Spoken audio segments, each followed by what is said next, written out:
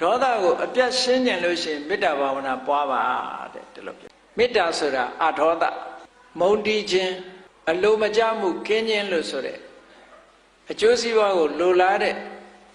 မေတ္တာတရားဟာအရောဓအဲ့ဒီအရောဓဆိုတဲ့မေတ္တာတရားသည်ဒေါသဆိုတဲ့တရားကိုဖယ်ရှားပြတ်နိုင်ပါတယ်ဒါဖြင့်မေတ္တာဘာဝနာဘယ်လိုပွားရမလဲလို့ဆိုလို့ရှိရင်ကို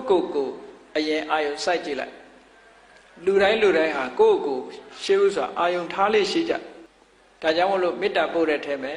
အဟံအဝေရောဟောမိငါရန်ကင်းမရစေအပြပိစောဟောမိဆင်းရဲကင်းမရစေအာနိကောဟောမိဒုက္ခတွေကင်းမရစေဒုက္ခိအတ္တနံပရိဟရာမိချမ်းသာဒုက္ခချမ်းသာတာခန္ဓာကိုယ်ကြီးရဲ့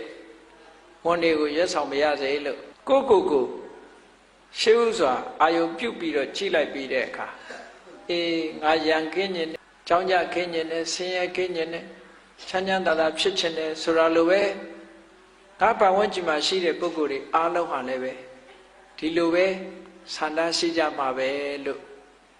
မေတ္တာအခြေပြိုးနိုင်အောင်အာယုံပြုတ်လိုက်တဲ့အခါကိုယ်စိတ်လေးကနု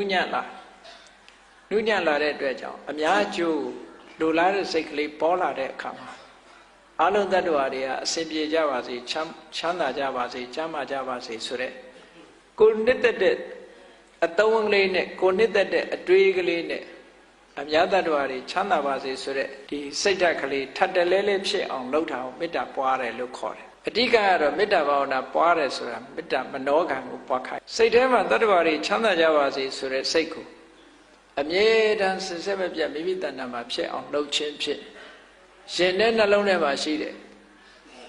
ဖြစ်ပေါ်လာတတ်တဲ့ဒေါသတရားကိုဖယ်ရှားပြစ်နိုင်ပါတယ်